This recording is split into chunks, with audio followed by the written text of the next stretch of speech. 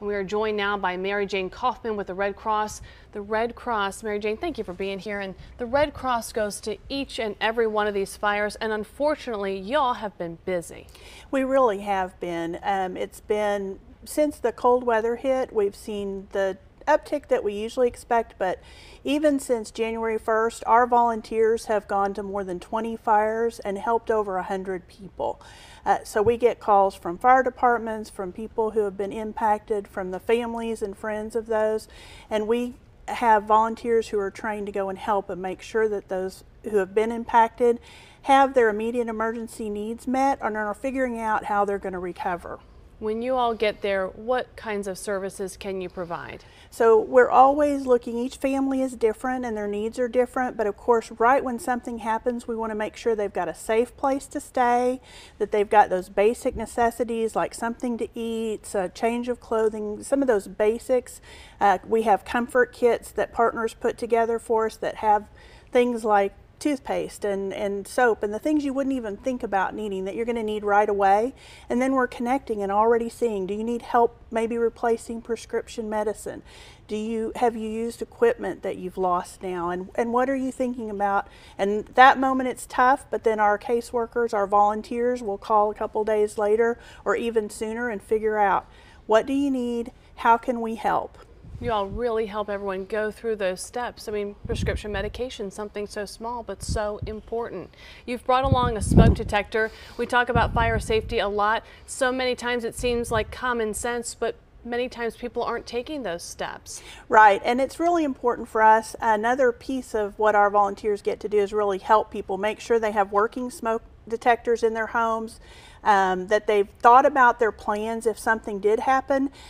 You have less than 2 minutes to get out of your home, and you've got to know in every room, how can I get out at least a couple of ways, because that main way that I would think about getting out of the home may be blocked by that fire or by smoke. And so working on those plans with families, helping them think about being really safe this time of year. If we're using space heaters or other alternate means of heat, what are we doing to be as safe as possible with that? So for example, with those space heaters, keeping at least 2 feet completely clear around them. If you've got small children or pets, maybe anchoring that space heater somehow where it can't get toppled over, and plug it straight into a wall. Don't end up with a power strip that's got lots of different things plugged into it, because that can be a prescription for disaster as well. What are the most common causes of fires? You know, we see so many this time of year caused by things like space heaters, using other means of heat. The other thing that people don't think about is actually cooking. So somebody putting something on the stove or putting something in the oven and walking away, or it's been a hard day and they fall asleep and forget it. And that's true with both those things, with cooking fires and those things like space heaters and others that cause fires, is where people just aren't being attentive to those things. And that's so important, to make sure that you're not going out of a room and leaving a space heater on and something happen and you're not even aware of it. We have to watch. And like you said, when these fires happen, your team of volunteers goes out, and the key word here is volunteer. You are always looking for people to help. Yes, our volunteers are amazing, have the biggest and best hearts, and that's what they're there for. They're responding 24/7 to help after an incident like a fire, and they're there long before, helping make sure we've got the supplies in place to do so, or doing things like training people on how to do their fire safety plans.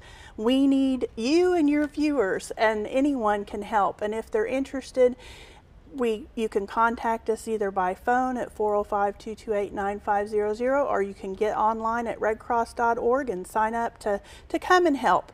It's your neighbors that are being impacted, and you can make a difference.